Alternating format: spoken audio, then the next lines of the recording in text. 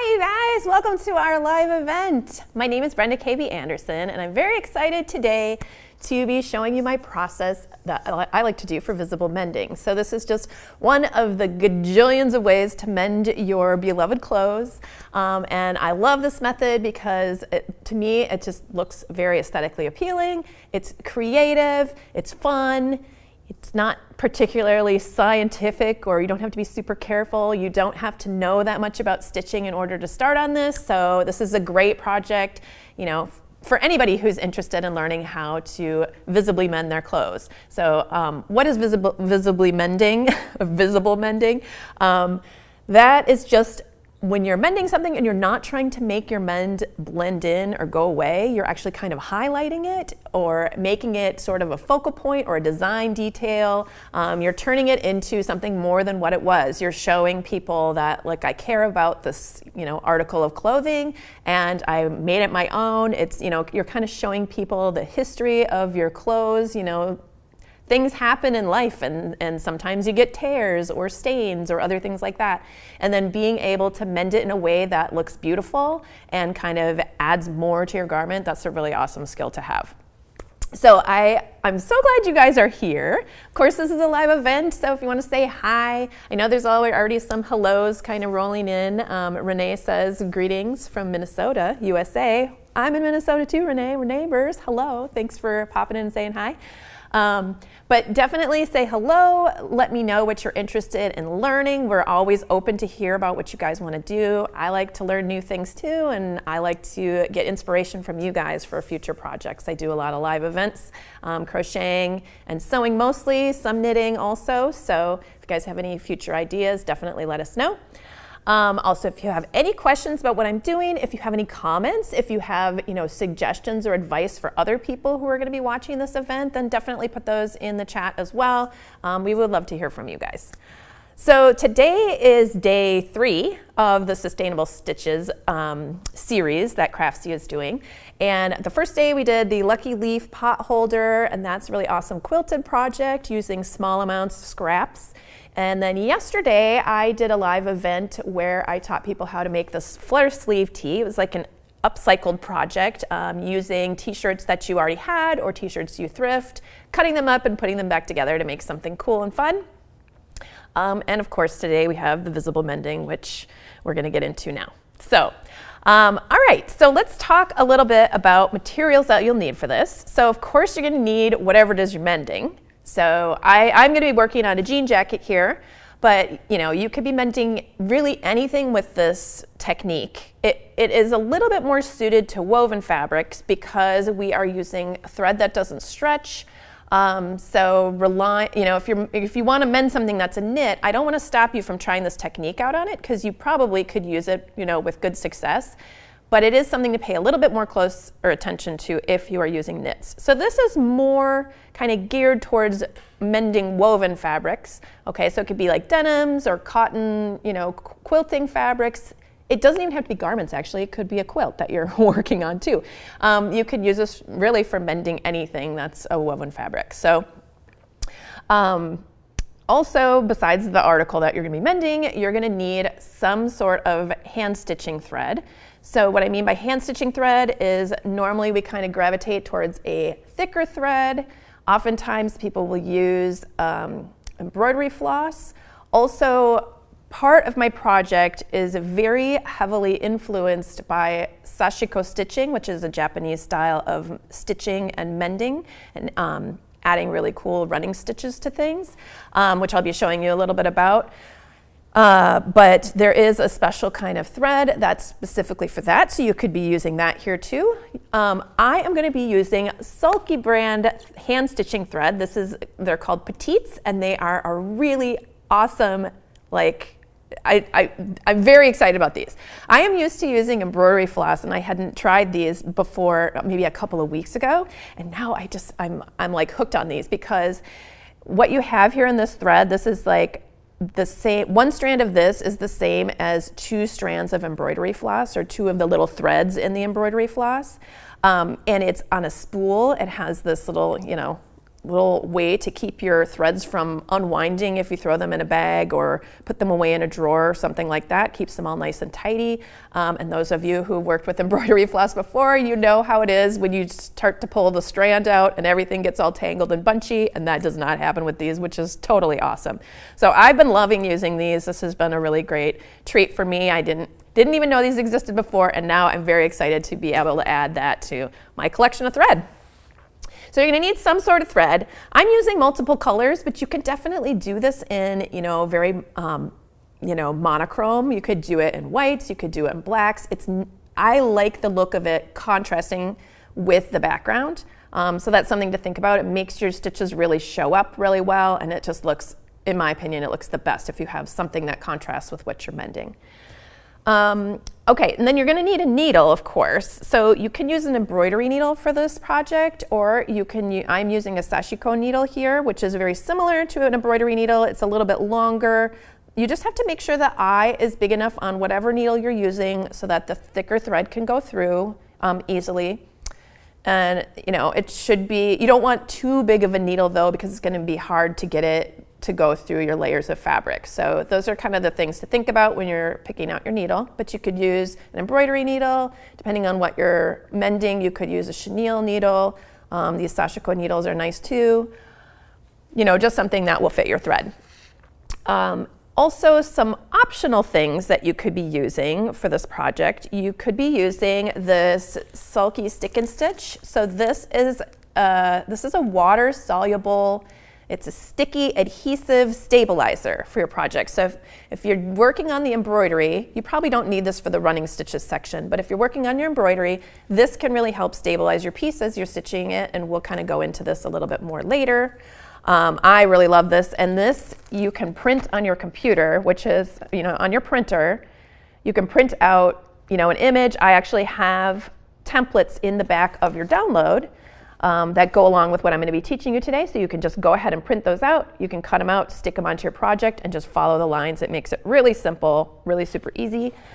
So that's an option too you could use. Also, I'll be using an embroidery hoop for a little while during my project. You don't have to have one of these, but it does help, especially if you are going to be doing some embroidery on a thinner project. One thing to think about though is take a look at the area that you're mending. It may be too small to get an embroidery hoop in there, so think about that. Smaller embroidery hoops are great to use on things like mending because you'll be able to put it into the pant leg or into a sleeve or something like that, whereas the larger hoops won't really fit. So that is something to think about. You don't have to have an embroidery hoop though. That's just kind of an optional thing.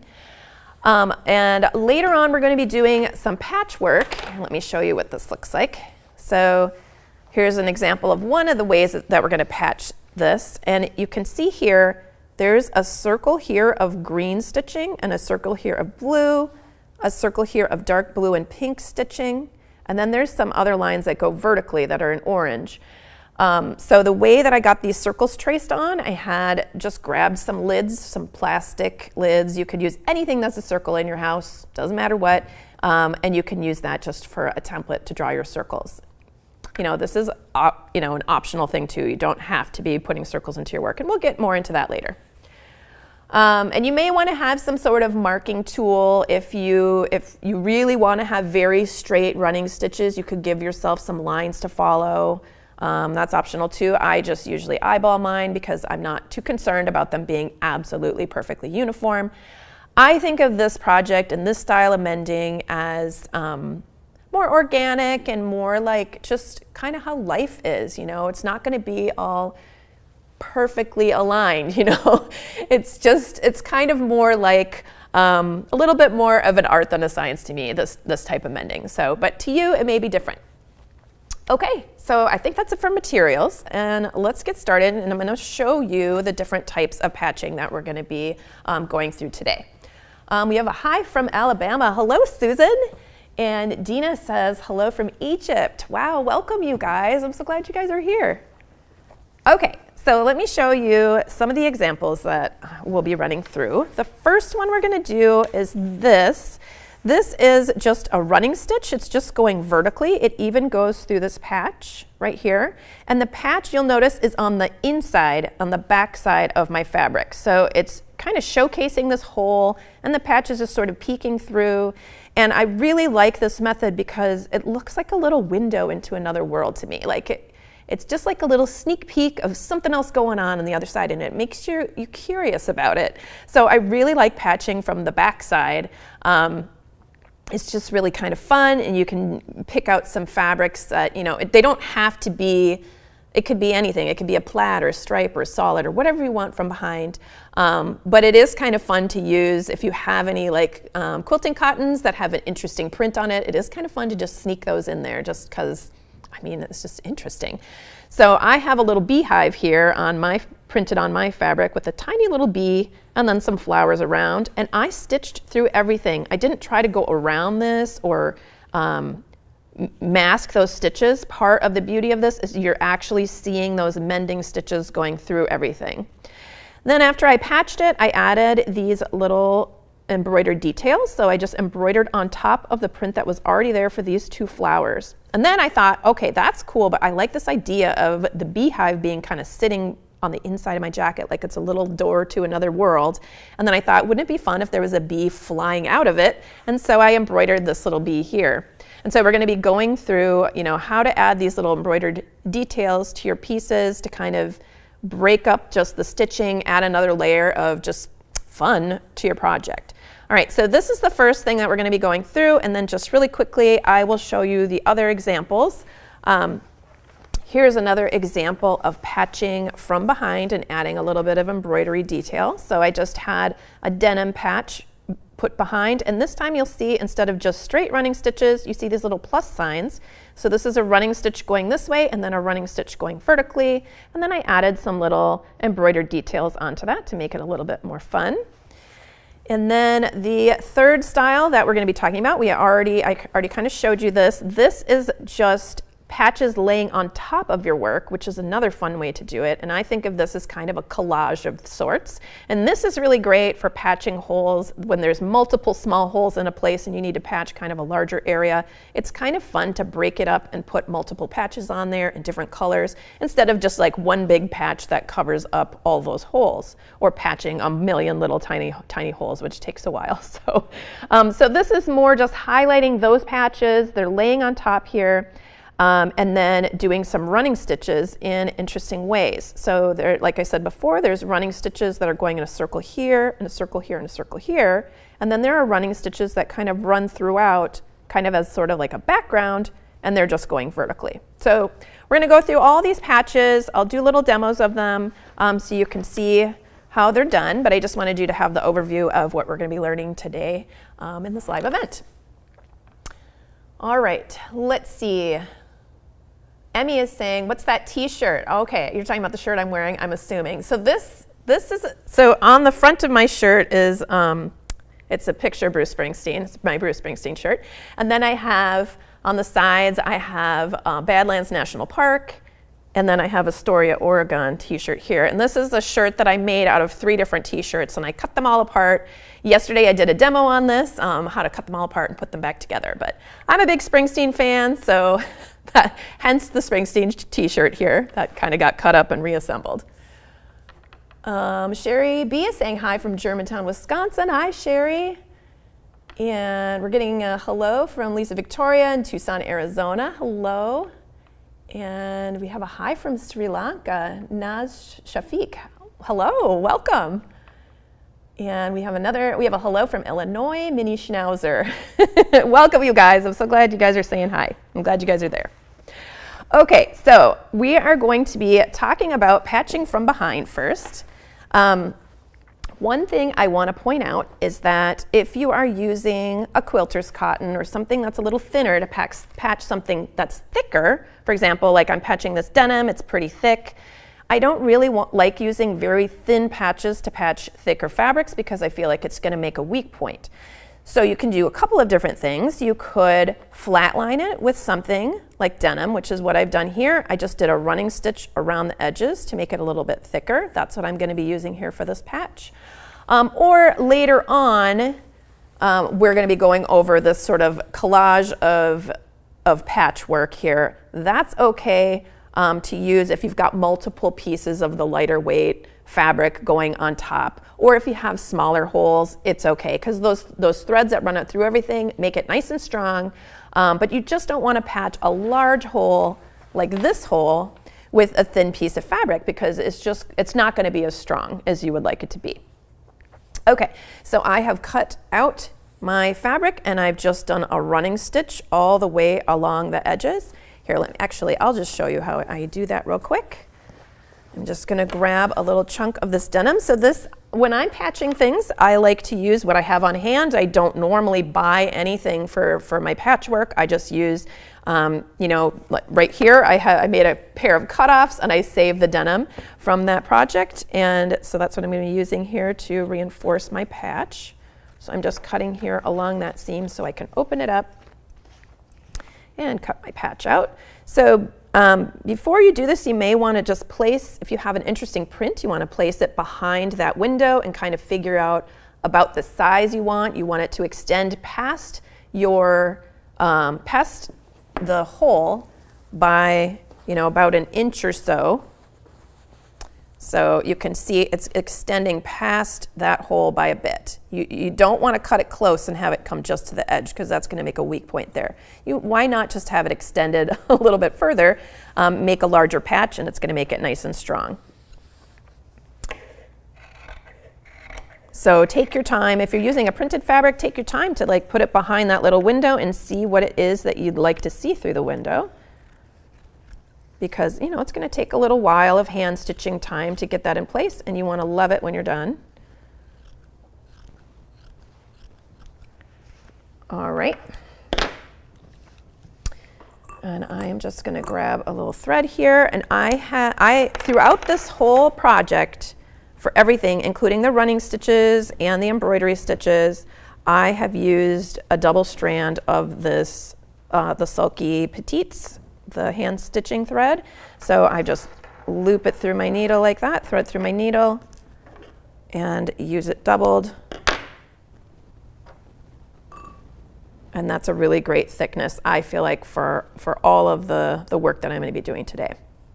If you are doing this kind of technique on something that's a lot thinner, like a thinner fabric, you want to choose patches that kind of are similar in weight to whatever it is that you're patching.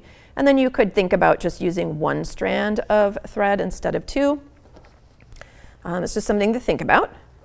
Okay, so I'm going to hide my knot between the two layers just to protect it a little more. So I'm coming in from the back side there. And then I'm just going to do a little running stitch. It doesn't need to be pretty. It doesn't need to be super even. There may be, and it also doesn't need to be very short. It just has to be short enough that you're not going to get something caught on these threads. Like, you definitely want it so, much smaller than where you could get a pinky stuck in there or something else. You don't want to get anything stuck in that thread, but it doesn't need to be particularly, small. You don't need to be doing tiny, delicate stitches here. So I like to just weave it in and out like this, and then just pull it through. Like that, and then pull on your work to make sure it's not getting all bunchy. Okay, so I'll just do that all the way around and knot it off. And that's what I've done over here on this project here. I just wanted to show you my technique for that. You can use whatever technique you like, though, to attach them together.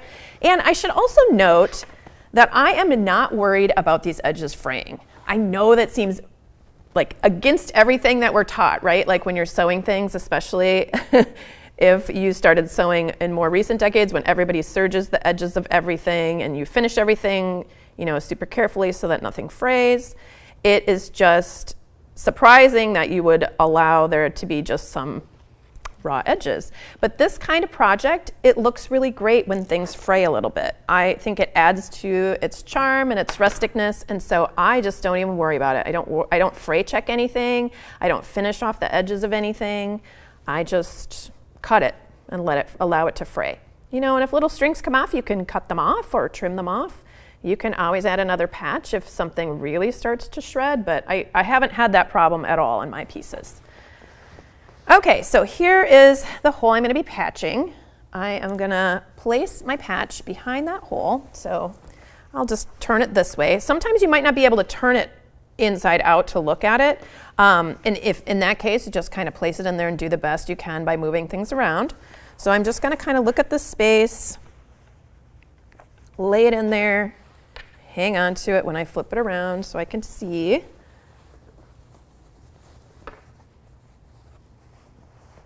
About where I want it to go.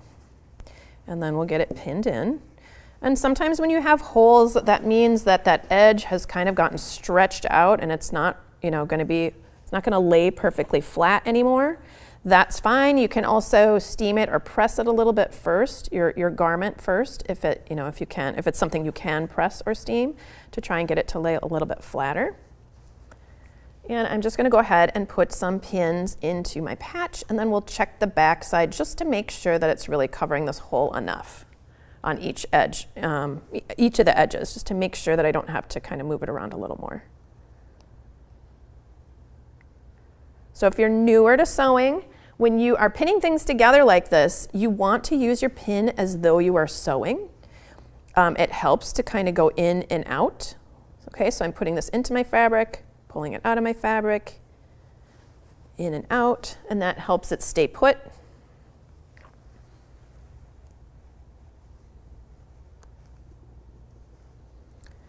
And let me just check the back here. Just wanted to make sure that it's fairly centered. It looks pretty good to me. Okay.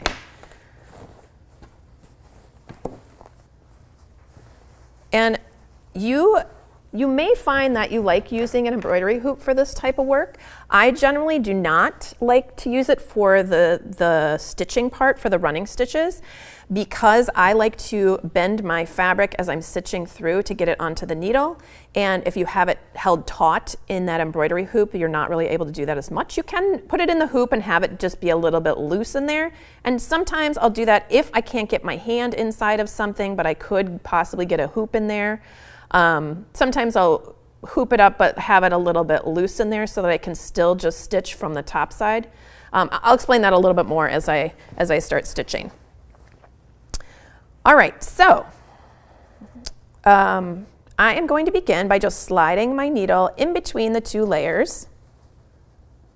And I'm going to go all the way over here. I can feel the edge of the patch is right there. The corner of the patch is over there. So I'm going to go all the way over there and come up in between those layers. So that way my knot is in between the patch and, here, let me just show you on the back. The knot is in between the patch and the fabric there. The fabric of the jacket, I should say. Okay, and so now I am going to just start doing my running stitches. Okay, I'm just feeling with my fingers to make sure I know where the patch is. You could also draw a little rectangle on the outside if that helps you. You can also, another thing you can do is you can turn it this way and do a running stitch through near the edge so you know where that edge is. I just like to start on the front side because that way I can get all my rows to kind of go parallel, and I don't have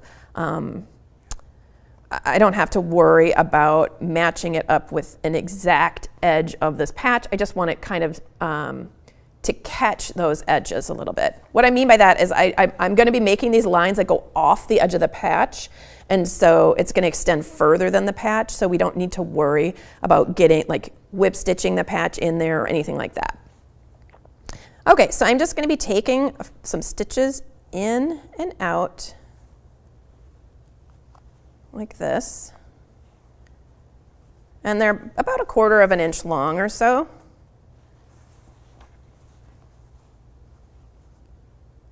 In and out. And I'm just going in a straight line. This is kind of along that top of the patch.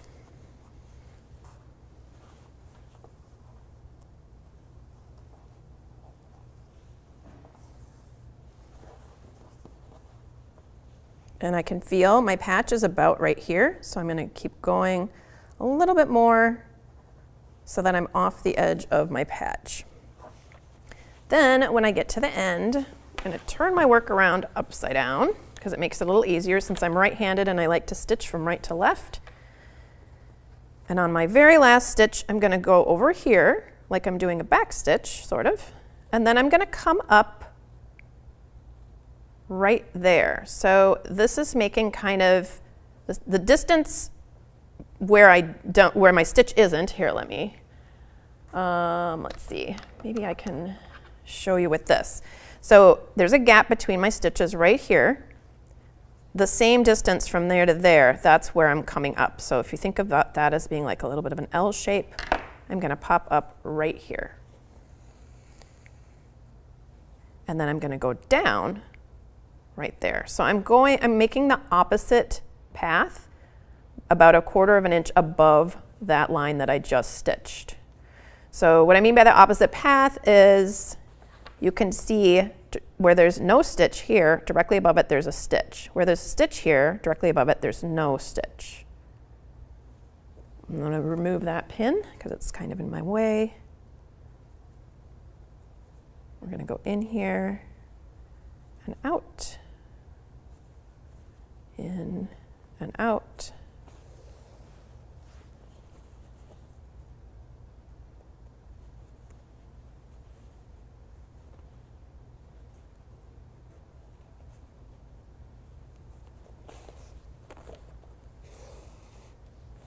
Just like that. Okay, so now I'm going to take another stitch. Here's the edge of my patch right here, so I'm going to take one more stitch. Maybe I'll go a little bit past that. There we go. And turn my work this way.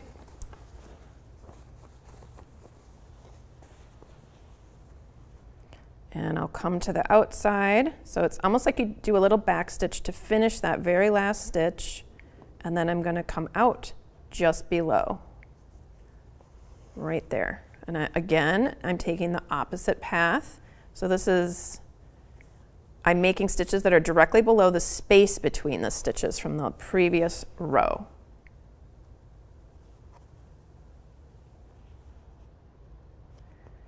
And when you get to all this, the rips and tears, you just ignore them. You just keep going. It seems a little awkward at first to just be sewing through that, especially when you can't actually see what's going on very well. But you just continue on and it'll look cool. I promise.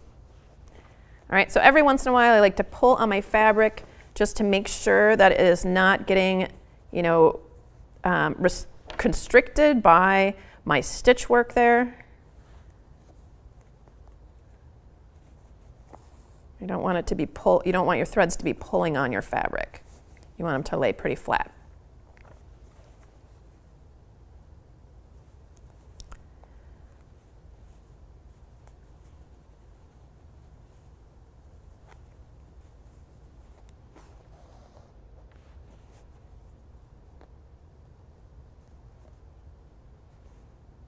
Here we go.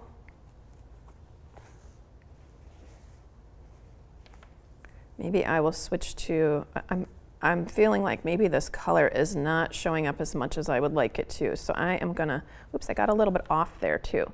I'm going to cut this. I got a little distracted because I was worried that the color wasn't showing up well enough. So I'm gonna switch to another color just to be sure that you guys can actually really see what I'm doing here. Oh, here, I'll just pull this out through the back.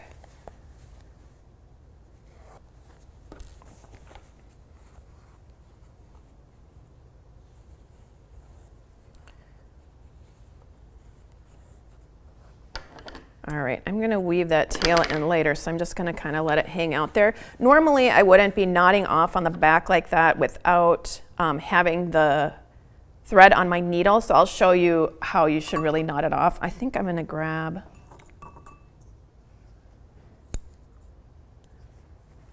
this one, might show up a little bit better. I think. Yeah, maybe you guys can see this one a little bit better. I'm going to switch to this color just to make sure, because this is sort of the foundation of the whole thing that I'm showing you today is how to do these little running stitches. I just want to make sure that you can see it.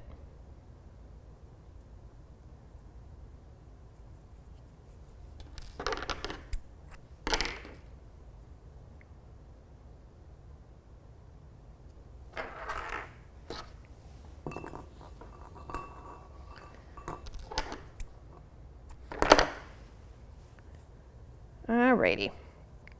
So when you run out of thread, because you will as you're stitching along, it's nice if you can find a spot to start out that's in between the patch and the thing you're patching. So we left off somewhere in this mess in here. So I'm just going to tuck my needle underneath in between these two layers. Let's see. I'm just kind of sliding it in from the side to get it underneath and in between those two layers, and then I'm going to pop up right here. And that way the knot is hidden, it's in between the two layers, and it's not going to, be bothering you on the inside of your garment. You're not always going to be able to do that, but it is a nice way to start if you have the option. Okay, so I know you're not going to be able to see too well here because I'm going through that very thready part. Here we go.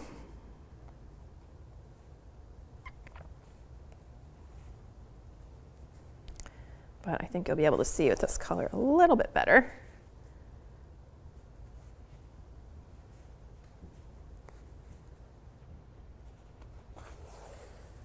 There we go. And then we're going to come out up here. I'm going to turn my work around this way. So one thing that I really love about this, style of mending is it looks really cool. It's also very good for just meditating and being, like a calming influence in your life. It's a nice way to feel productive, and also it doesn't take a lot of thought or it's just a very calming activity to do for me, at least. So we're going to work our way through here, making those stitches right across all those flowers. Just ignore all the patterning and just keep going. Let's see. Here we go.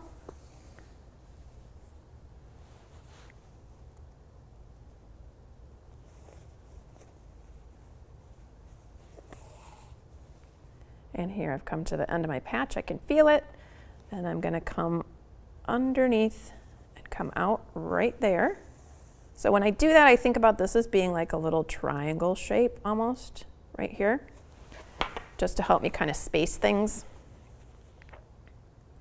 We're going to go in and out, in and out.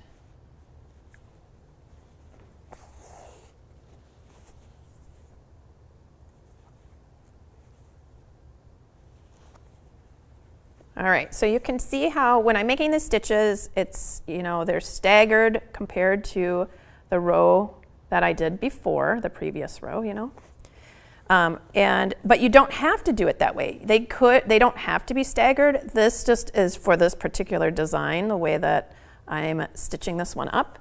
But, the cool thing about these running stitches, and you can think about them as just being a technique that you can use and change and alter to make all kinds of different patterns and have the lines cross in different ways, and we'll kind of get into that in just a minute. But yeah, so you would just keep going over the whole thing.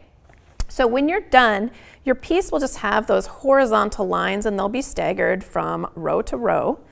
And then after that, you have the option of doing additional running stitches if you like, and so it would turn out a little more like this one because you've got these little checks, so you've got them going in two different directions. So I'm going to,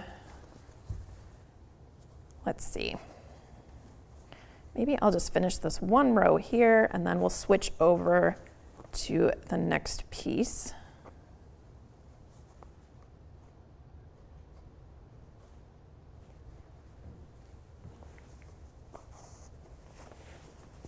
We've got lots of comments coming in, so I'm going to be checking those in just a second here.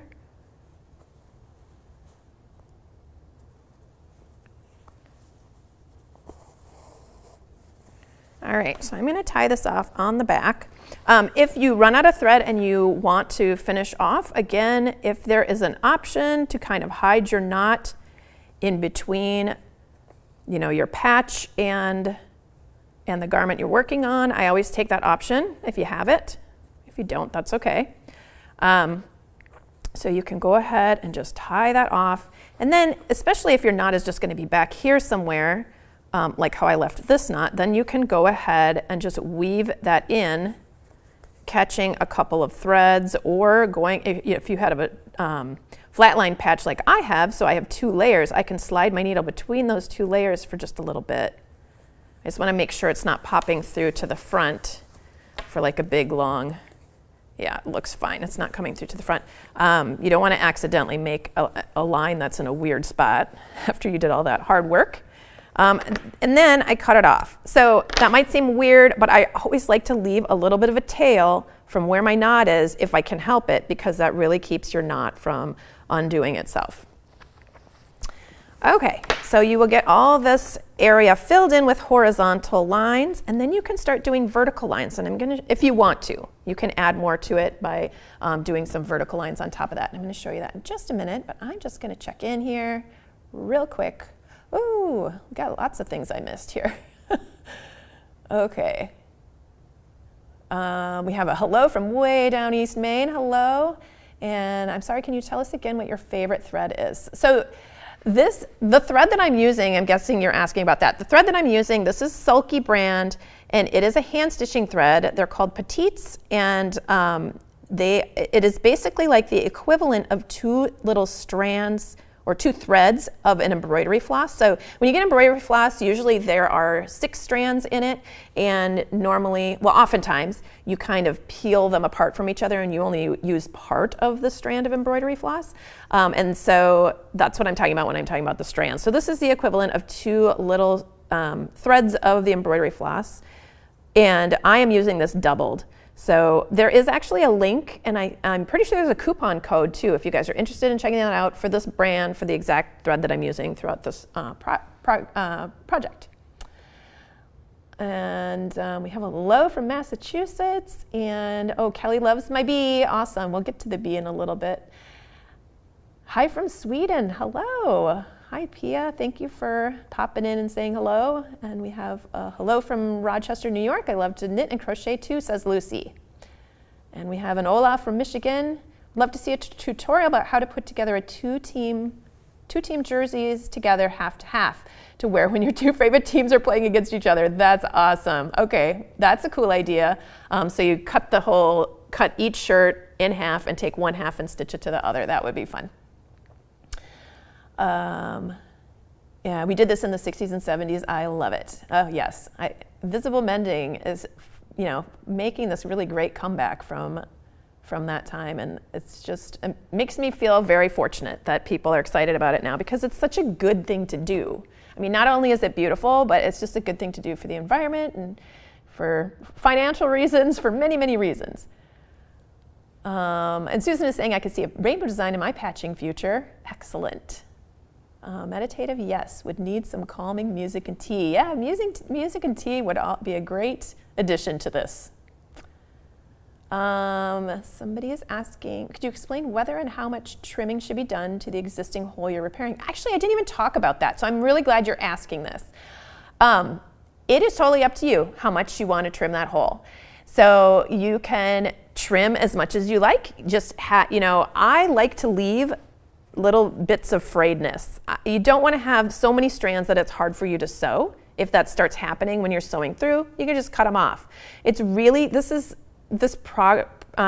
way of doing things is really, there's so much about it that you can personalize to your own tastes. You can go ahead and trim it off. I would not recommend using any fray check or anything like that, because fray check just makes things stiffer, and it just doesn't look as natural. I like the look of frayed things, so I just leave it really frayed. I like how it looks that way.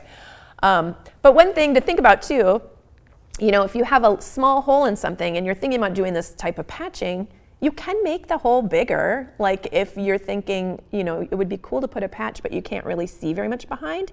That's something to think about. And if you're wanting to add holes to something, if you want to make your holes larger, or if you just have a jean jacket and you're like, I love how this looks, I just want to put a bunch of holes in it and patch them up and make it look cool.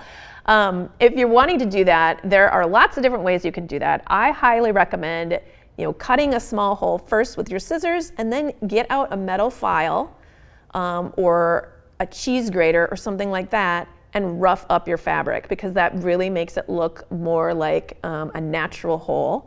The reason I know this is because I worked in theater for many years and I distressed lots of things. That's what you call it when you're purposely making holes and making things look dirty and grungy, you know, for the characters. So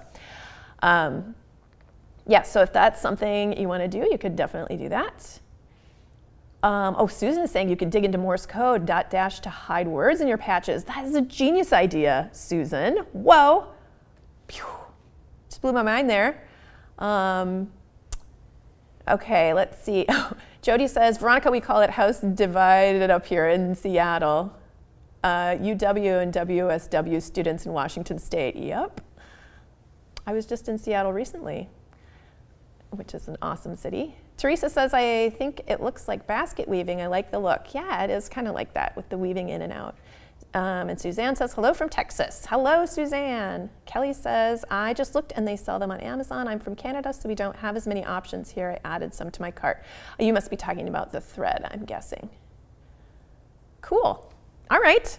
Okay, so you can go ahead and do, you know, you can do these, orient them in any way you like. You can do them horizontally, you can do them vertically, you can do them in diagonals, however you like. So I'm going to show you how to do the section where you're going to be doing stitches that cross over your first layer of stitches. So we're going to hop over here. I've already done a little example here of, so these are some vertical stitches going in this direction, and now we're going to cross over them with another strand of thread. This one seems like it'll show up pretty well.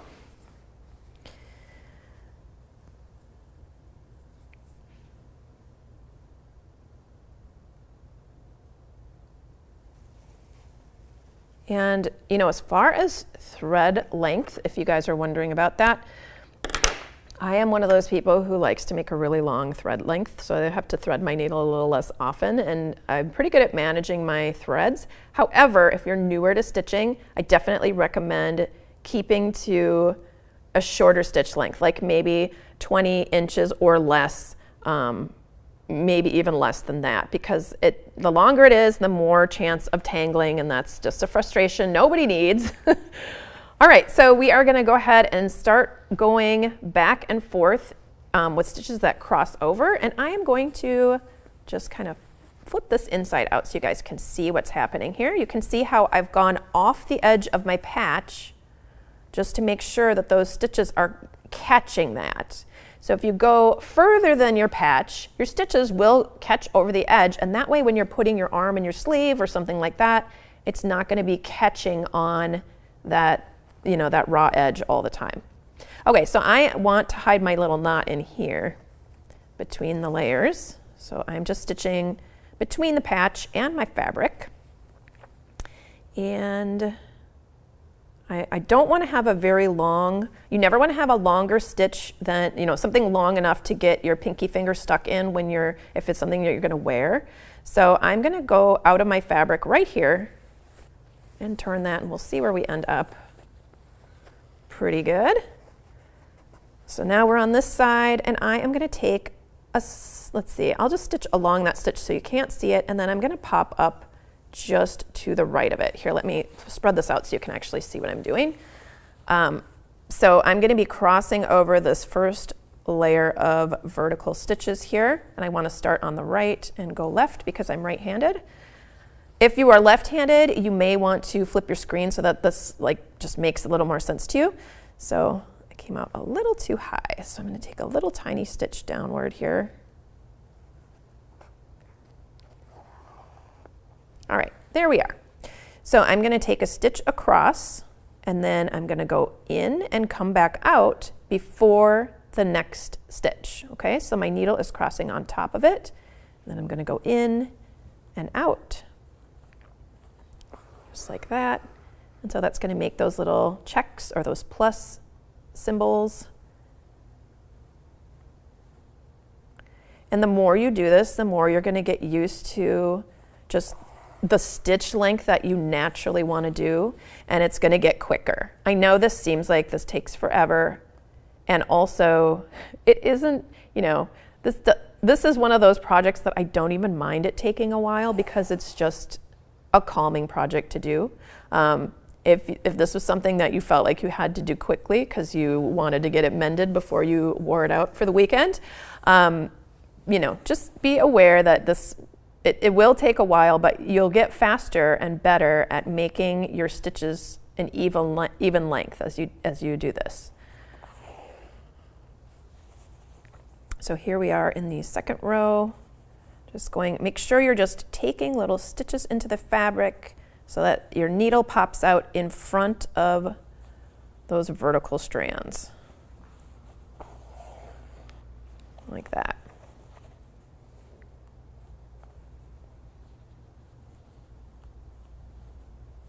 So in case you're wondering what's in the download, if you haven't downloaded it yet, I have lots of photos of these projects here, or of the different styles of mending with the embroidery. I have a template for the embroidered pieces that you've seen on my jacket. And there's instructions on how to do it. I explain which stitches I use. We'll get to the bee in just a little bit, but when you start embroidering the bee, there's an explanation of, you know, I use this stitch for this part of the bee and this stitch for this part of the bee. So it kind of leads you through. It's a really good reference to have if you want to make things look like the project or the mending samples that I have in this event today. But, you know, I hope that you just use this as sort of a jumping off inspiration point. You know, you can use these running stitches in all sorts of different cool ways.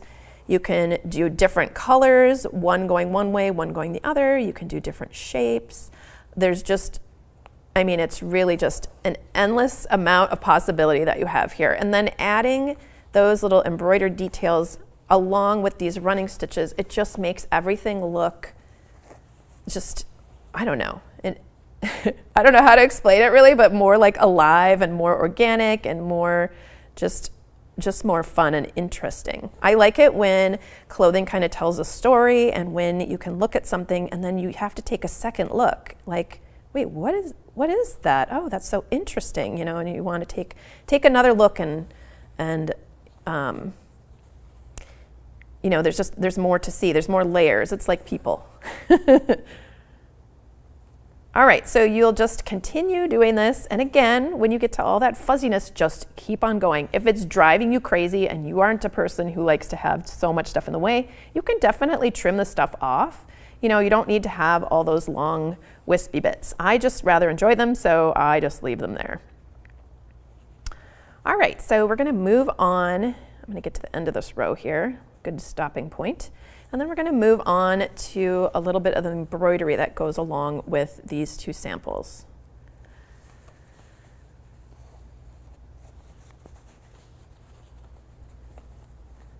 All right, I am going to just take a little stitch into my patch here. And that way, I'll put my knot here. And then I can kind of weave, like I was talking about before, I like to leave a little bit of a thread tail kind of woven in. I don't want to see this on the outside, but I'm just weaving it into the patch so that way I can cut it over here. That tail will stay put, and then it's not going to, that knot will just be a lot stronger with an extra little tail sticking out of it. All right, so you can see what that's looking like, all those cute little plus marks or check marks that we have going on there. And then to add just a little bit of fun to it, we are going to do a little bit of lazy daisy embroidery. So that are these little flowers right here. So this is kind of a variation of that embroidery stitch. I'm gonna grab the white here.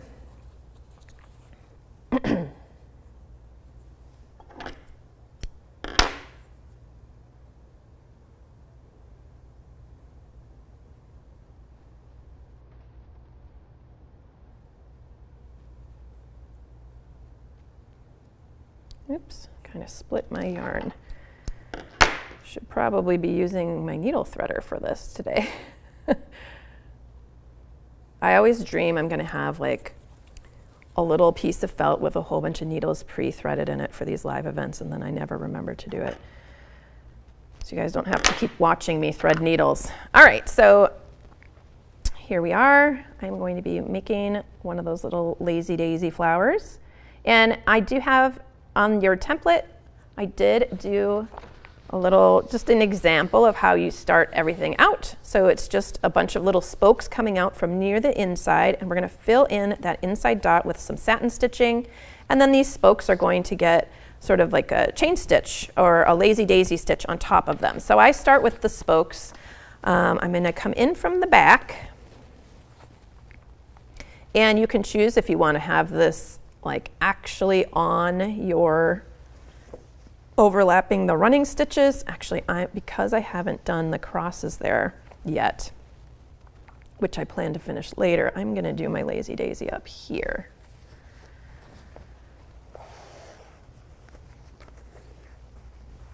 Okay, so they can kind of overlap what you're doing, or you can have them up here. Actually, I changed my mind. I'm gonna put one up here because you'll be able to just see it a little bit better. But I like to have some of them on the, oops, here we are. Grabbed a little thread from behind, there we go. I like to have some of them on the running stitch section and some of them kind of floating off to just sort of make that transition a little bit more fun. Okay, so I'm just gonna imagine this is the center of my flower. So I'm just going to be taking a stitch and going back in nearby, and we'll do one. Actually, I want to come out directly across from that. That makes it a little easier to divide this up evenly.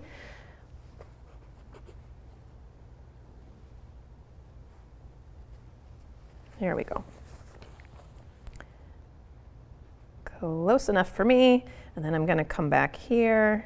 I'm just doing some little spokes that stick out from a central point. That's what I'm doing here. There's another one. And I'm going to come back.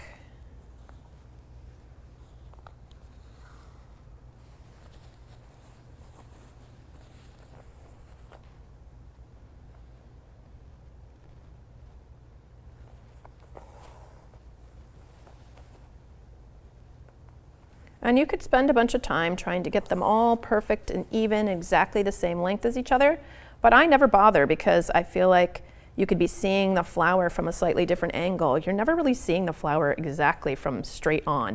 All right, so after you do the last little spoke, you can come out near any one of those spokes you like. And then I like to hold this up towards the top with my thumb to just get it out of the way, go in at the same point and come out over here at the tip. And now you want this thread to be underneath your needle because when you pull on that, it's going to trap the tip of that flower petal right there. Then you're going to make a tiny stitch so I'm going over that strand that I trapped to keep it in place. And now I'm going to come out at the base of the next spoke right there. I'm going to bring this up, hold it there with my thumb, go in here, same space, and come out at the tip like this. And then, see, I'm kind of holding this to the side, so that way it keeps my petal in the right spot. I'll show you what I mean on the next one. I'm gonna go in right next to that to trap it in place. Come out down here. So I'm gonna bring this up, hold it with my thumb, and go in at the base of the spoke and come out here. And if you just pull up this way, oh, look at that, it made my puddle too short. Well, I mean, you can fix that. You can just make it longer with your needle. But if you pull on it in this direction, it's going to land in the spot that you want it to be. Now we're going to go back in here.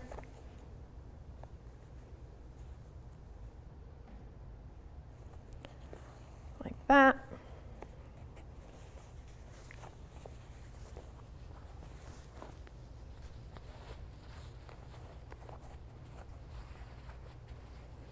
And, you know, part of mending something is the inevitable awkwardness of hanging on to it. It's not like you just have a little piece of, you know, cross-stitching fabric in your embroidery hoop and you can turn it however you like. It is attached to something, and sometimes it's hard to get your hand in. So just take the time to try and arrange it as best as you can before you make those stitches, because it does, you know, it does affect how your stitches look if you are able to feel a little more comfortable when you're making them. All right, here is my last petal.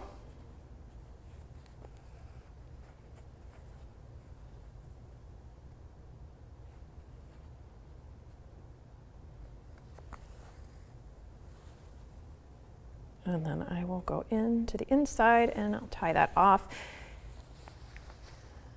Normally I like to do a little scattering of these type of flowers on my project. And it's fun to do them in different colors, or you can use a variegated thread, which is fun too.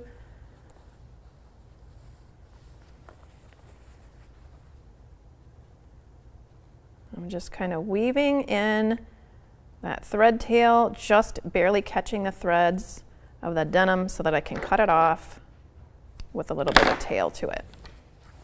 All right, and now let me untwist this arm here, and then we will add a little satin stitching for the center of our flower. Maybe we'll do that in green. This would be pretty.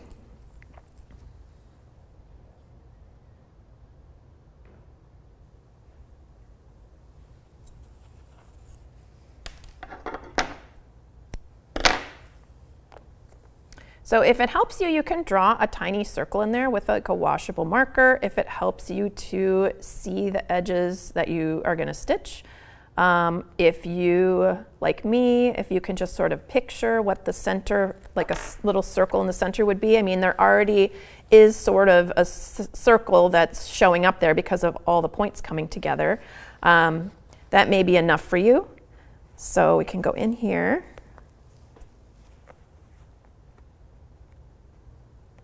And we're just going to make some little satin stitches here. So that means we're just making stitches that are really close to each other, and they're all going in the same, they're oriented in the same direction. So little tiny stripes just all stacking up. So yeah, so if I started with a shorter stitch and now I'm getting a little bit longer, make it look more like a circle.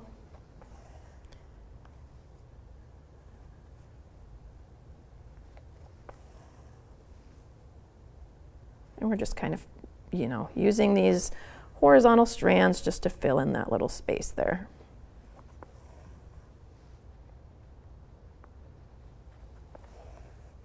And then you get a little bit of a shorter stitch on the other side of the circle.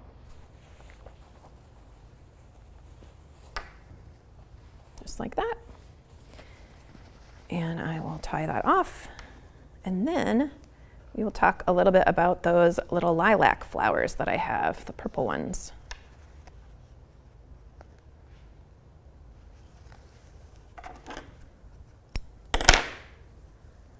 Alrighty.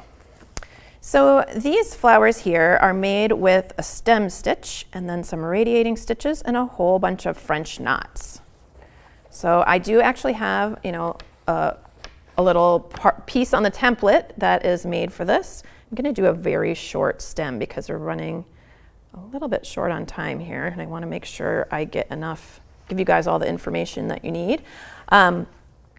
So as you are working on this, actually, I think I'll just cut this out and show you how this works at this point. So I'm going to be embroidering this little bit here. So you can just cut around it. This was printed out on that Sulky stitch and stick paper, and I just printed it out on my printer at home. And then you just kind of peel that off, and it's pretty thin, but it's just stable enough that it helps you, and also it'll help you kind of place your piece. Let's see, maybe I'll put it right here, like that. And it gives you some lines to follow. So I'm not going to do the whole stem right now because we're running a little short on time. So this is going to end up with a shorter stem. So I'm going to start right here.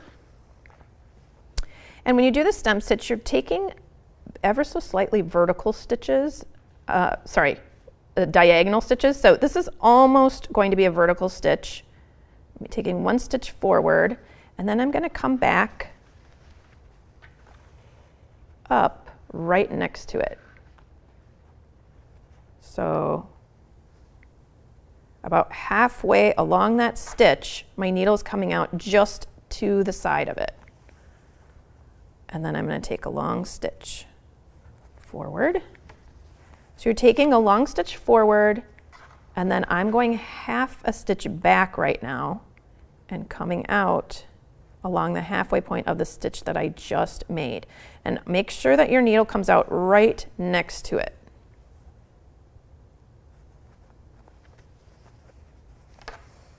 Okay, so you would just continue doing that all the way along the stem. And then you're just going to make some little radiating lines here. And this is what your little lilac is going to have the buds on.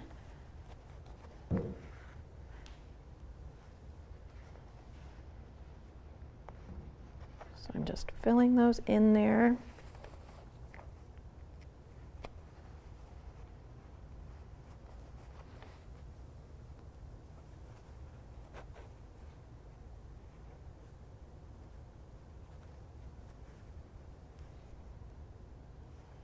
And there's the last line.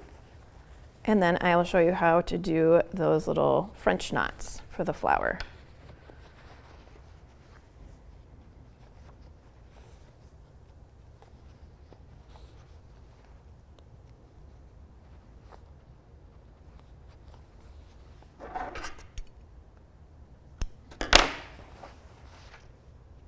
I like to use a variegated thread for these types of flowers because they have all those little French knots, and I just think they look so pretty in the variegated thread.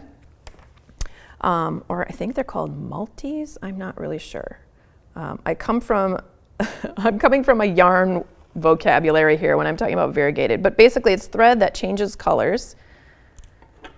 And even though we're using it doubled, it still looks really cool. And kind of blends together, but it gives it a little bit more interest and dimension. All right, so we're just going to be filling in all these little dots, and you can use my dots as sort of a suggestion. You don't have to put a dot on every single dot, but you just go in and make a tiny little stitch right next to where you came out, like this. And then you're going to wrap that around your needle a few times. I usually do about 4, and I like to wrap it fairly loosely. Like you should be able to kind of slide it up and down, and then I hang on to those little wraps as I pull my thread through. Like that. So it makes a nice little knot, and then you go back into your work right next to it and pop out somewhere nearby. Now what I like to do is pop out, a dot or so away because it's easier to make that stitch. And then I come back and fill that one in right next to it later. Okay, so we'll do that again. So I'm just going to make a tiny little stitch here and wrap this around 1, 2, 3, 4 times or so. And for more wraps, you will get a slightly larger knot. At some point it becomes unwieldy and it kind of flops over a little bit and doesn't look very good. So that's something you can experiment with. And then go back in right next to it. just like that.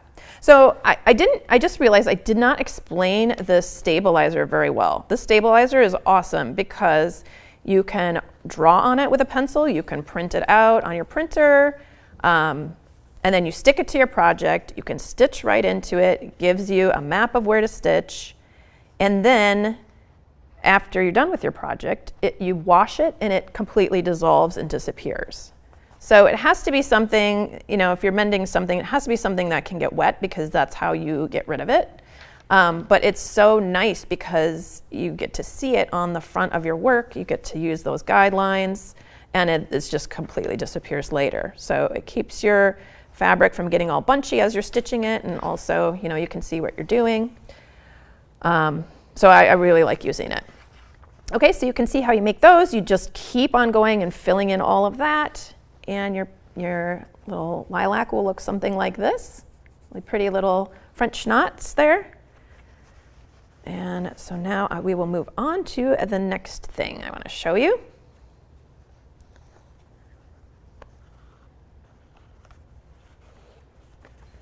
So we'll move on to our beloved little bee. So your bee is also in the template in the download if you want to make some little cute little bees. You just need white thread, black thread, and some kind of gold thread for those. And I've got some bees in progress here. So I like to use, when I'm doing this type of embroidery, a lot of satin stitching and that sort of thing, if I have enough space, I like to use an embroidery hoop for this.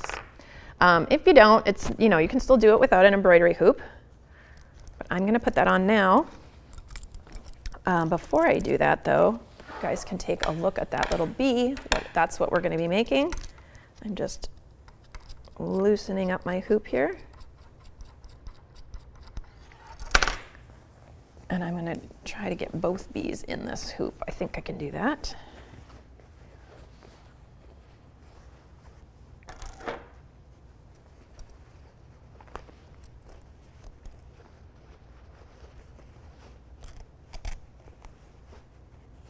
There we go.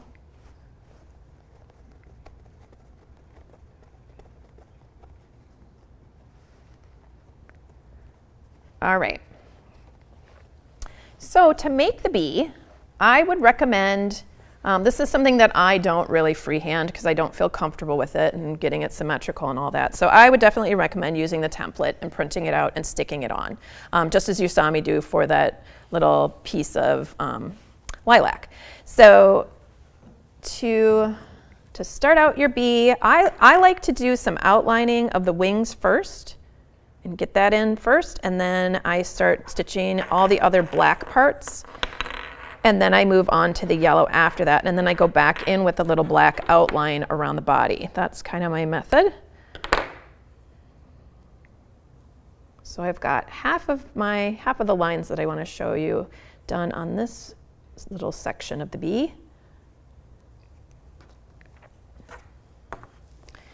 And I'm going to come in from the back here.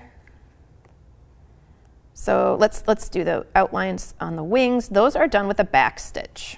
Okay, so you're going to come up, leaving a little section for doing a back stitch. So you're coming up right here. Then I'm going to make my stitch just behind it here.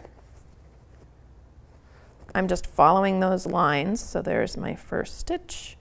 And then I'm going to come up. If you hoop it with a little bit of looseness, then you can actually push your needle up here if you're comfortable with that. So this would be what it's like to stitch just keeping your hand and your needle, well, your needle does go to the back side, but you're mostly keeping your hand on the front side of your work to be able to do this. And that is beneficial for if you're doing something like a little sleeve, if you're putting something in a smaller space and you can't actually pull your thread because it's too small behind. It's better to, it's good to know how to do this, to stitch it just from the front side. I do feel like you'll get a little bit more of an accurate stitch, and it's a little easier to make your stitches look perfect if you are going through from the front to the back, and I'll show you what I mean by that. So instead of kind of scooping, that scooping motion, if you're just pushing your needle straight through the back and pulling it out like this, and then you find that little space and come up over here. So I'm coming up a stitch away and then going back to take that stitch like this.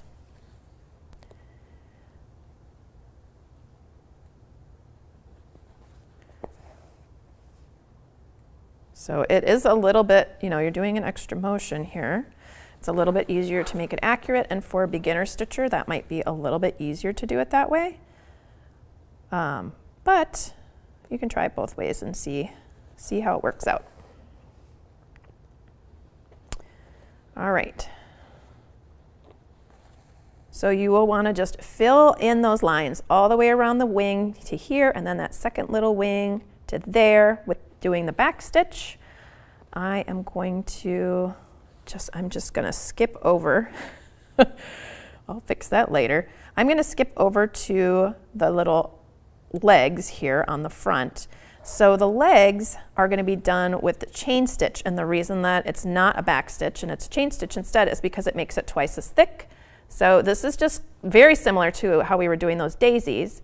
We're going to insert our needle back in here where we came out, and about halfway up the leg, I keep struggling not to say arms, but bees don't have arms. About halfway up, you're going to come out and wrap that around the back of your needle and pull. So this is going to catch that and create a thicker line. So we're going to do that again up here. We're going to go right back into that very same spot where we came out. And then we're going to come out at the very tip of that line, like this. And then we're going to use our thread to catch that loop. Okay? So you would do that for all of the legs, and then the little antenna are going to be made with a back stitch, just how we were stitching the lines on the wings. So once you finish that and you do all those little lines, then you can start filling in with satin stitches. So again, this is like the satin stitches that we already did at the center of the flower. You're just doing a whole bunch of lines packed right next to each other. You don't want to see fabric in between. And one thing to think about when you're satin stitching something is you want to think about the direction of your lines. You want to think about how is it going to look good. And if I were to do my satin stitches in this direction, they would be really long and maybe not the most stable because you could get things caught in there. So I just liked the appearance of them going in this direction. So all of the lines are oriented this way. So that means I will turn my work sideways, make a little tiny stitch here on the side of the head, and then a slightly longer stitch right next to it, like this. And then a slightly longer stitch right next to that.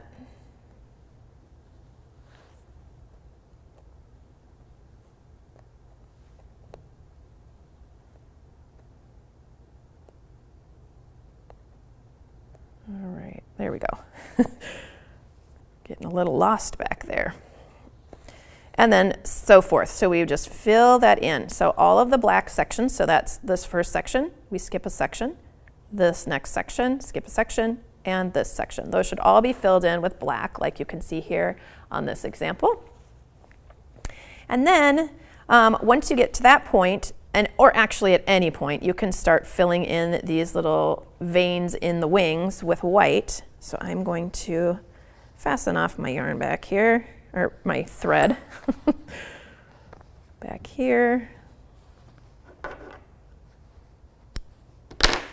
And we'll switch to the white.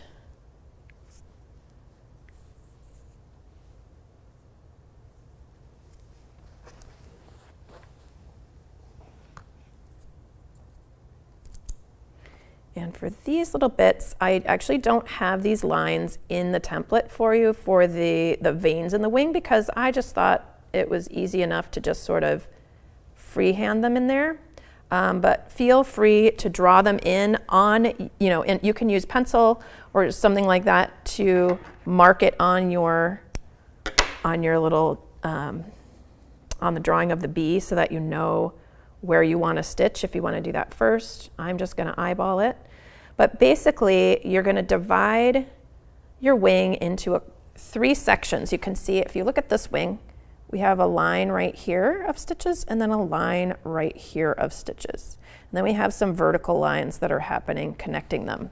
So you can just do this with those back stitches. So I'm going to come in here like this, take a stitch back. Going forward, we're going to fill in that little space.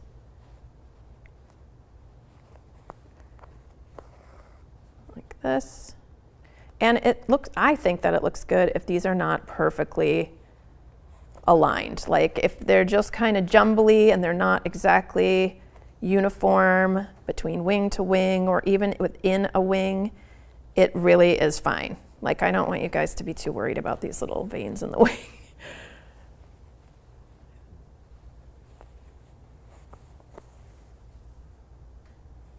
There we go.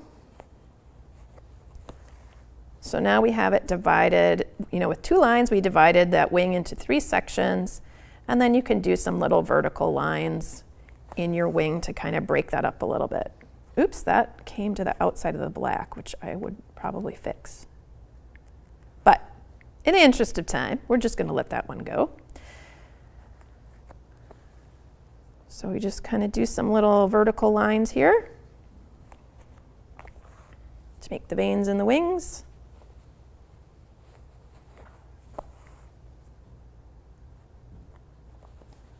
And so forth. So you'd fill it in a little bit more here and then some little vertical lines in that little bit of the bottom wing that you can kind of see there too. So you'd fill those in, and then the areas that we haven't stitched, you would satin stitch those in yellow thread, again orienting your stitches in the same way, and then you can do a back stitch all the way around the whole bee. Now you don't have to back stitch next to the black parts if you don't want to. I just think it looks a lot nicer. Here, I'll pull this off so you can see the original bee. I just think it looks a lot nicer and neater if you can do that kind of outline, especially around the yellow there. You can kind of see, it just kind of makes it pop just a little bit more, so you can add that little detail to it if you like. Alrighty, so now I want to show you that layering section of the patches, and I'll kind of get you set up with that. Where we put the patches on the outside of our project instead of on the inside.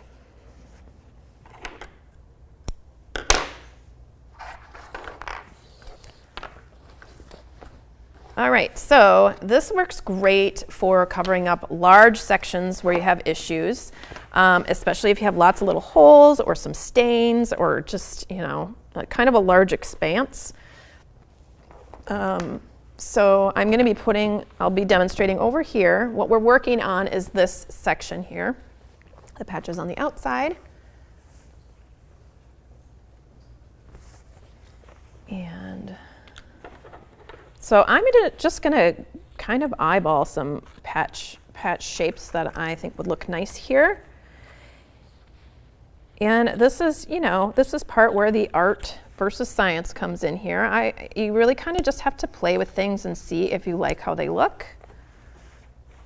You don't have to cut out rectangles. You could cut out any shape you want.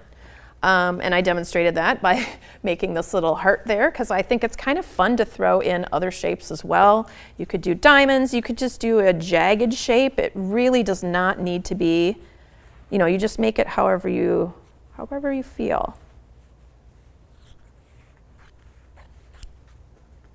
So I'm going to do another rectangle here, like that.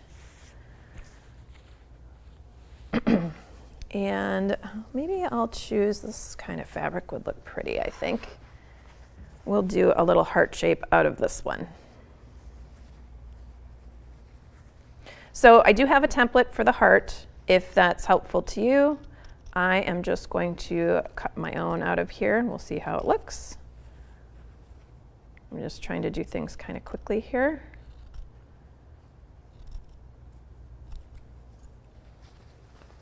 That looks pretty. So just kind of arrange them in a way that covers up all of the issues and looks nice to you. And you can use, you know, some people like to use a glue stick on things to stick things down, or some other kind of adhesive. You could certainly do that. This is driving me crazy, so I'm just going to cut that off since I don't really need that curl right there. I mean, obviously there's something called an iron that I could be using, right? But I don't have an iron right now, so we'll just cut it off. All right. I think this looks pretty good. And then, so I'm just going to pin everything. I find that I don't really need the stabilizer when I'm stitching on something and it's not going to be shifting around too much. It isn't really a problem for me, but you may find that using a glue stick, I'm just talking about like a regular kid's glue stick, because they're washable. You can wash the glue out of things. And they're easy to come by, they're inexpensive. You can just put a little glue on it and stick it to your fabric. It's not going to be the strongest adhesion, but it will keep it from sliding around as you're stitching on it. And if you let it dry fully, which you should, it's not going to, you know, have any residue on your needle as you're stitching. It shouldn't cause any problems like that. I've never had that problem happen. But you want to layer things up a little bit so that, especially if you are using thinner fabrics on a thicker thing like this denim jacket, I'm just going to trim this because I don't really want to be stitching through that seam there because there's too much bulk. You can, of course, stitch through there. I just don't want to do it if I don't have to. All right, so then you want to go ahead and pick a color that's going to show up on everything. And if that doesn't happen, if you can't find a color that'll show up on all the things you're stitching, then you can do it twice and stitch through with two different colors, which is what I did over here. I just wanted to point this out. You can see I went from a dark fabric here, I stitched through a darker fabric which shows the pink better, but then when the pink goes on top of the pink heart, you couldn't see it at all, and I did not like how that looked, so I added another layer of the dark blue on here so that I've got two different colors going on. And you could do that all at once. You could use a strand of each held together. I did that as an afterthought after I started seeing it happen. I had more control over how the blue was always going to be on the outside and the pink was always going to be on the inside. But that doesn't really matter. You can, you know, just kind of play around with that. It's just something to think about.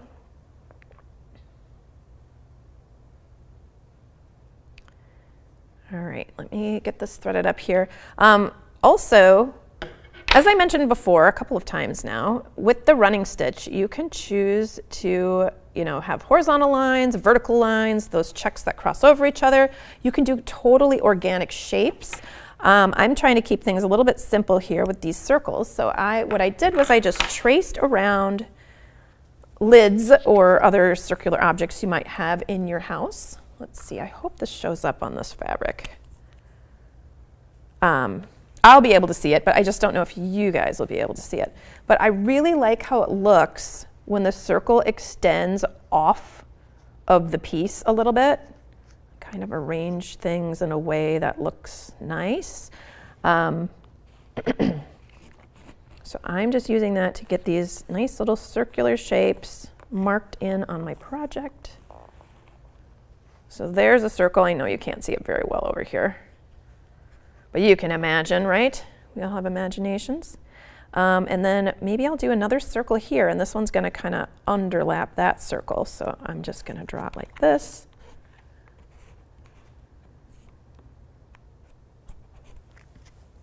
And I think another one over here would be kind of nice.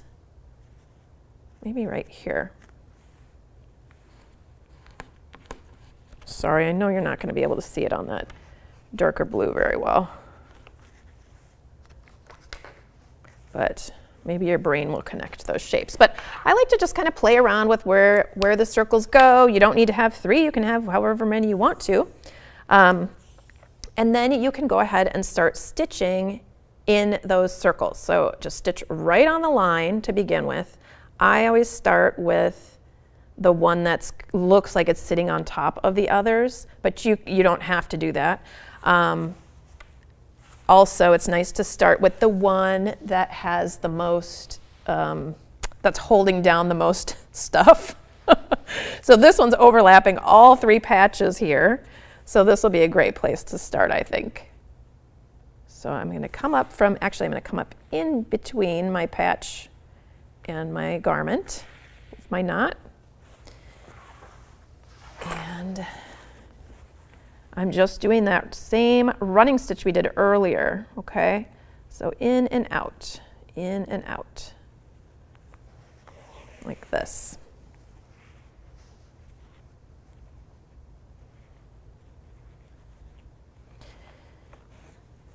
Oops. Having a little bit of problems with my pins here. That would be another reason that it might be good to do a little bit of a glue stick situation. Glue your pieces down and then maybe you don't have to use the pins. There we go. So in and out, and so you can see here I am, I'm just stitching on just that one layer of the jacket, but that's fine. I like how it looks when the stitching extends past the patches and just kind of blends in, kind of drifts off into the garment itself. I think it looks nice. It also adds a little bit of strength to your piece right there. That's, you know, close to the patches. It keeps your fabric from stretching out, which could cause more ripping. It just stabilizes it just a little bit more, which is one of the things I really like about using a running stitch.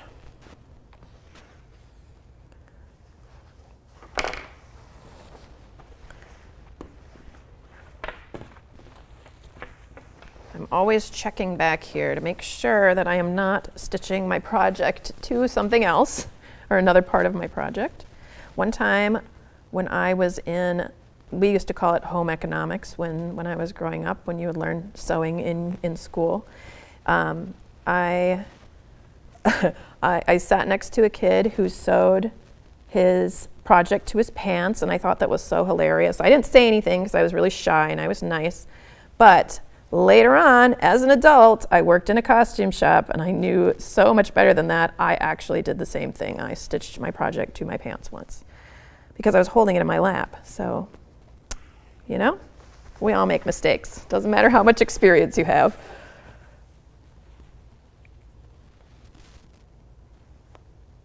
All right, so I just want to get around this circle so that I can show you how to figure out where to put the stitches on the next round. And I'm almost there. I got a little accidental knot here. There we go. There we are. So in and out, in and out. And I'm, going through all of those layers. If you find this easier to sew in and sew back out, you can. It does take more time to do that instead of just kind of pushing through. It might also help you, if you are a newer sewer, to have your hand behind your work. Here, I'll show you that just as soon as I get this tangle sorted out here. All right. There we go. But you may find it easier if you're a newer sewer to have your hand behind your work like this so that you can kind of help guide your needle in a way, like pushing on the fabric next to where your needle is. You don't want your needle to go into your finger though, of course. Okay, so here I am finishing up my little round of stitching, and I'm gonna go back in here, and then I'm gonna come out just below right there. I'm gonna pull that out because I don't need it anymore, and now I'm doing the opposite path again. So what that means, just for a little review, is I'm on the next round inside. You can see, especially right here where the fabric is lighter, where there's a gap between stitches, there's a stitch just below that. So this is really only going to work for maybe a round or two, and then your stitches are going to start getting really short because you're working around in a circle. So, if you drew a circle in here, your stitches would be super tiny if you had the same amount of stitches as you do on the outside ring. So that's the part where you just kind of make things up. So every once in a while, you're just going to skip a stitch. Here, actually, let me show you what that looks like here.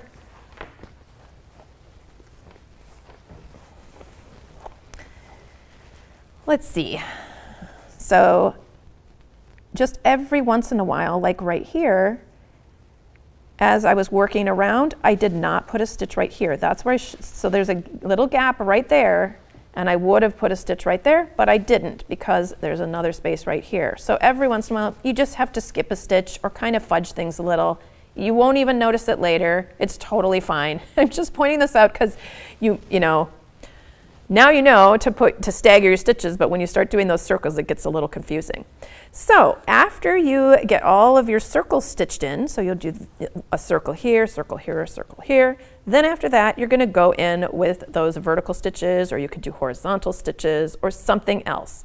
And you're just gonna kind of stitch up to where those stitches are and then turn around and go back down. So you'll just be doing little sections of stitching.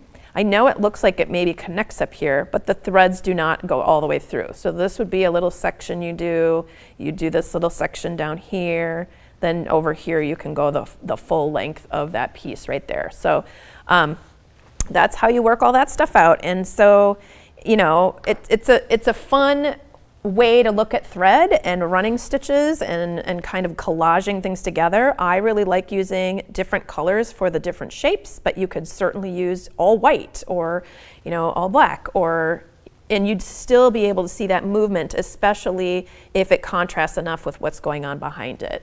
It just gives it a really fun look of stitching. All right, I'm just gonna go through here and see how many things I missed. I know I was not paying as much attention as I like to all of your comments because I was just trying to get through things because I'm a little bit behind.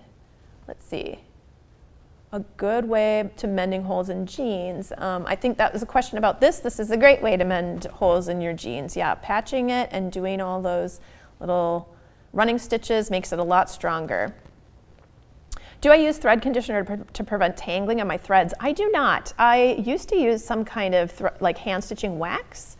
When I worked in the costume shop and did a lot of hand stitching, that's what I would use. Oh, somebody else is mentioning that too, beeswax can help with thread tangles. That's what I learned. Oh, that's Colleen. Hi, Colleen. So yeah, I used to use beeswax when I worked in the costume shop, but yeah, it's definitely something to try out. It does seem to work on those heavier weight threads to keep it from tangling a little bit. Let's see. Oh, we have a question. Do I have any patchwork with macrame? Oh, that's interesting. I have never done that, but now I'm interested in learning all about that. Thank you for throwing that question in there. I'm going to be thinking about that. And let's see. Okay. It looks like what type of thread? Oh, okay, and we did have a response about that. We've got the specifics of the thread that I'm using there. And yes, and that stabilizer is really great. Okay, Nakomi is saying, I love how with just a few stitches you can change the look and really embellish even your own stitches. Yes, once you cross them over each other or when you arrange them differently or change color, it looks totally different. It's really fun. All right. It looks like, wow, you guys, I'm so sorry I've neglected all this chat going on here. Oh, white tailor's chalk is a good example of working, you know, something to draw on those darker fabrics. That is a great point there. Let's see. Is the over-the-top patch technique the best and easiest to use on an item that you cannot stitch through to the back? Oh, like if you're putting a patch on a couch or something like that, like on something where you can't get to the back of the fabric or the inside of the fabric. Yeah, I would definitely use the over-the-top patch technique for that. It'll be easier. With certain things, you might be able to open up a hole big enough to slide fabric between whatever, you know, the thing you're patching and whatever's behind it. You might be able, just depending on what it is that you're working on, you might be able to do that and get it in between there. If you prefer the look of how, you know, things peeking through the little window kind of thing, you could think about that, but you can definitely use this just, you know, adding patches directly on top, stitching right into it. That is a great way to patch things where you can't get through to the back. That is a really good point. Okay, and Linda's asking if we're using 2 strands of embroidery thread. We are using kind of the equivalent of 4 strands in a way, because I'm using the Sulky Petites. These are hand stitching thread, and the way that it comes off of here, 1 strand of this is equal to 2 strands of embroidery floss, so 2 of the little threads in the embroidery floss. And I'm using it doubled in my needle throughout this whole process. So for the embroidery and also for all the running stitches as well. So both of those things. And Sandy's wondering if you could do this on a t-shirt. I think you can. If it is a t-shirt with a lot of drape and a lot of stretch, it might be a little tricky to do that. But you could, I mean, if you're using it on just a regular t-shirt that doesn't stretch a whole lot, you know, just like an average t-shirt, I think it would be just fine. And I would patch it with another fabric that's similar to it. You could try it with a woven fabric and just see what the results would be, but it might end up being a little bit stiffer there. I'm not really sure. But it's something to play around with. You can always, you know, the cool thing is with these big running stitches, they're fairly long and you can very easily take them out. You can just slide, you know, your seam ripper under there and pick it and then slide it out. So if you're working on it and you're like, I don't like how this is turning out, you can remove it and put a different patch on. So yeah, I say, you know, this is a great project for experimenting with, because you can use so many different colors, different types of fabric, cut out your patches in different shapes, add embroidery here and there. I mean, there's just a lot of room for artistic freedom in this project, and that's just one of the things I love about it so much. You can very much tailor it to your own personality or whoever you're mending this for. I mean, that would make a really awesome present for somebody if they had something that they really, really loved and they, you know, you were able to mend it for them. You could just add some cute little details on there, something that really speaks to them. Do a little embroidery of, you know, like their favorite video game character in the corner or something, you know, like just really make it a personal mending experience. Okay. Okay, and Deb is saying it would be interesting to see if all the holes that people buy in their jeans will now be patched with this technique. Yeah. Yep. Could you do this on a a t-shirt? Okay, we've already got that.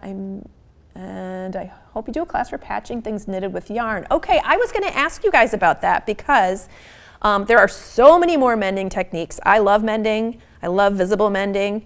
I do it with crochet and with knitting, and there's even in those separate groups, like within crochet and within knitting, there are so many different techniques of mending those projects. So definitely, if you guys are out there and you want to know more about that, let us know in the comments so that, you know, we can arrange some kind of a live event or something for those types of projects. I would love to do more of this. Thank you for bringing that up, Tracy. Okay, and with that, I just want to thank you guys so much for being here. I really appreciate it. It's always so great to have so many people active in the chat. It makes me just feel really happy that you guys are interested in this too. And I hope you go out and mend some things and make them really awesome. Okay, thanks. Bye, everybody.